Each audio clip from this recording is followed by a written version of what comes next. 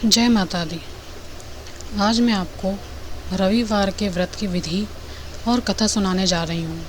सर्व मनोकामनाओं की पूर्ति हेतु रविवार का व्रत सबसे श्रेष्ठ है। इस व्रत की विधि इस प्रकार है।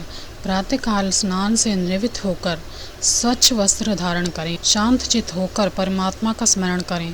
भोजन एक ही समय करें।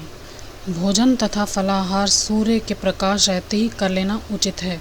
यदि निराहार रहने पर सूर्य छिप जाए तो दूसरे दिन सूर्य उदय हो जाने पर अर्घ देने के बाद ही भोजन करें। व्रत के अंत में व्रत कथा सुनानी चाहिए। व्रत के दिन नमकीन तेल युक्त भोजन कदापि ग्रहण ना करें।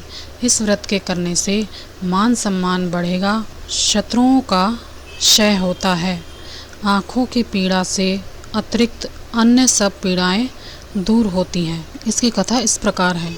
एक बुढ़िया थी। वह नित्य नियम से रविवार को सवेरे ही स्नान आदि करके घर को गोबर से लीपकर फिर भोजन तैयार कर भगवान को भोग लगा स्वयं भोजन करती थी। ऐसा व्रत करने से उसका घर अनेक प्रकार के धन धान्य से पूर्ण था। श्री हरि की कृपा से घर में किसी प्रकार का कोई विघ्न दुख नहीं था। इस तरह कुछ दिन बीत जाने पर उसकी एक पड़ोसन, जिनकी गौ का गोबर वह बुढ़िया लाया करती थी, विचार करने लगी कि यह बुढ़िया सर्वदा मेरी गाय का गोबर ले जाती है, इसलिए अपनी गाय को घर के भीतर बांधने लगी। बुढ़िया को गोबर ना मिलने के कारण रविवार के दिन अपने घर को ना लीप सकी, इसलिए उसने ना तो भोजन बनाया ना ही भगवान को भोग लगाया तथा स्वयं भी उसने भोजन नहीं किया। इस प्रकार उसने निराहार व्रत किया। रात्रि हो गई और वह भूखी ही सो गई। रात को भगवान उसके स्वप्न में आए और भोजन ना बनाने तथा भोग ना लगाने का कारण पूछा। बुढ़िया ने बताया कि मुझे आज गोबर नहीं मिला। तब भगवान ने कहा कि माता, तुमको ऐसी गौ देते हैं जिससे सभी इच्छाएं पूरी होती हैं।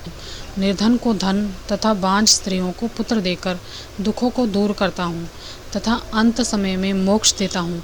स्वप्न में ऐसा वरदान देकर भगवान तो अंतर्ध्यान हो गए और बुढ़िया की आँख खुली तो वह देखती है कि आंगन में एक अति सुंदर गाय और उसका बछड़ा बंधे हुए हैं।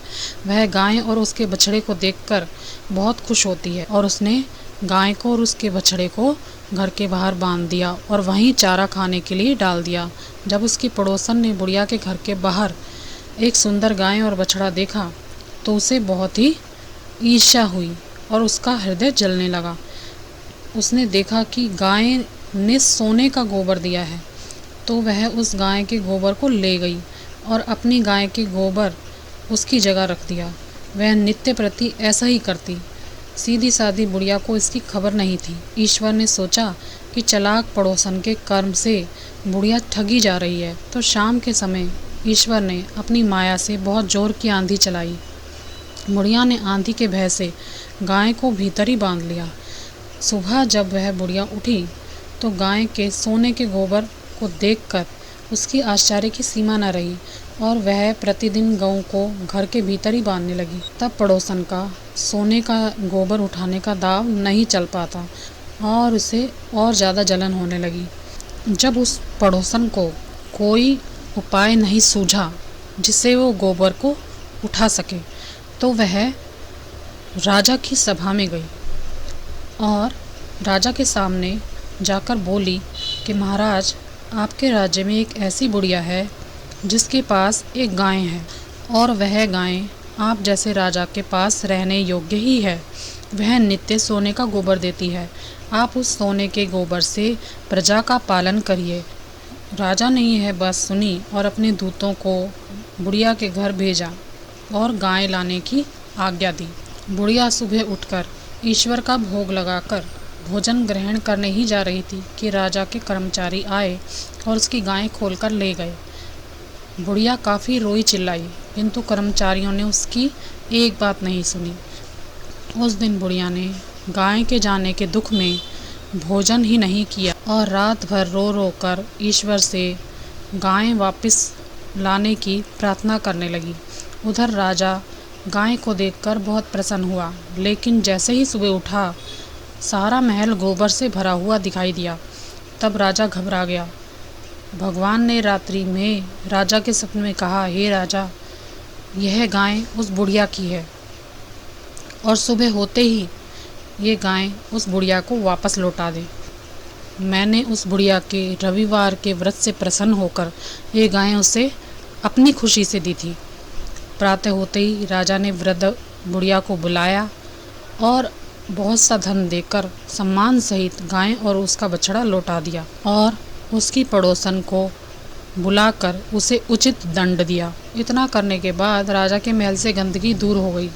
उसी दिन से राजा ने नगर वासियों को आदेश दिया कि राज्य की तथा अपनी समस्त मनोकामनाओं की पूर्ति के लिए रविवार का व्रत करें।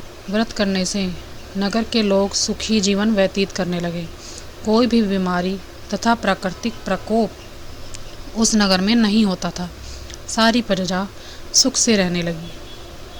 हे भगवान श्री हरि, जैसे उस नगर का आपने उद्धार किया, वैसे सभी के जीवन का उद्धार करें। जो भी इस व्रत को करेगा वही उत्तम फल प्राप्त करेगा।